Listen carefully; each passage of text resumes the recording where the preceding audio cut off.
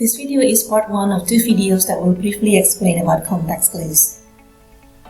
Context clues are hints or information found within a sentence, paragraph, or passage that the reader can use to understand the meaning of new or unfamiliar words. So when do we use context clues?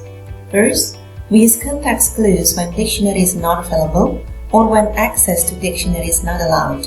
For example, in task situations. Second, we rely on context clues only when we need general sense of meaning.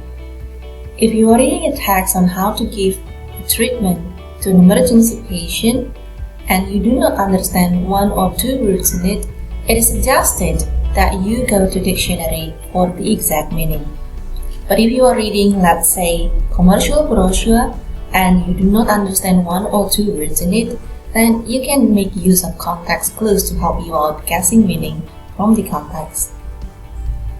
Third, you can use context clues when you are familiar with the words around the word in question.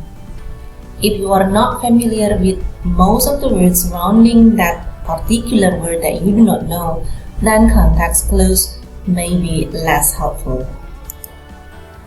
There are different kinds or different types of context clues. 3 will be discussed in this video. The first one is definition. Sometimes an author provides definition or explanation close to the word that you do not understand. Look for definition introductory words such as that is defined, refers to, and or. Also, look for appositive, that is definition placed in between comma, dashes, and parentheses. Here is an example. Extensive reading, reading for pleasure, is now widely practiced in many educational institutions. The author provides the definition of extensive reading after the term. The phrase reading for pleasure that is placed between comma is the appositive or definition of extensive reading. Now let's take a look at another example.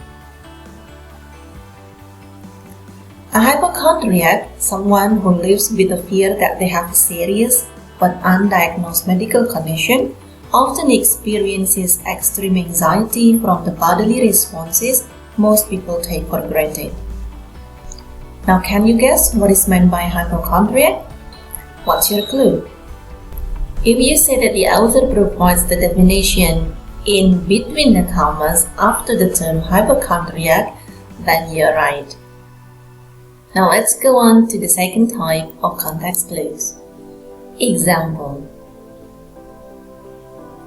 Examples provided by the author often suggest the meaning of an unknown word. Here is the example. Most people dislike obnoxious behavior such as interrupting talk, looking down at people, committing humble brag, and being careless about other people's feelings. Can you guess the meaning of obnoxious? If you don't, look at the examples. You'll get the idea that obnoxious persons are annoying. Here is another example. This week, the students at Canterbury Hill will learn about nocturnal creatures.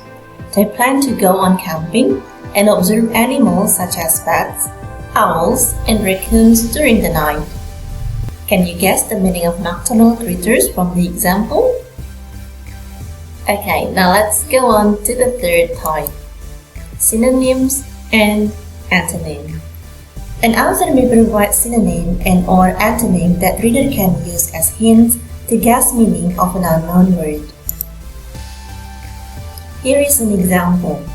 She stood in the rain for hours after breaking up with her boyfriend. Now she is completely drenched, all wet from head to toe. The author provides the synonym next to the word introduced with a comma. Drenched means wet from head to toe.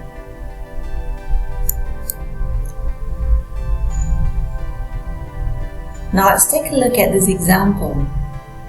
Unlike diurnal, nocturnal are active during the night.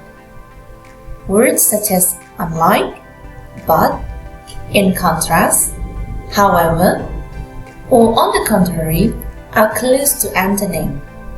Diurnal is the antonym of nocturnal. If nocturnals are active during the night, diurnal are active during the day.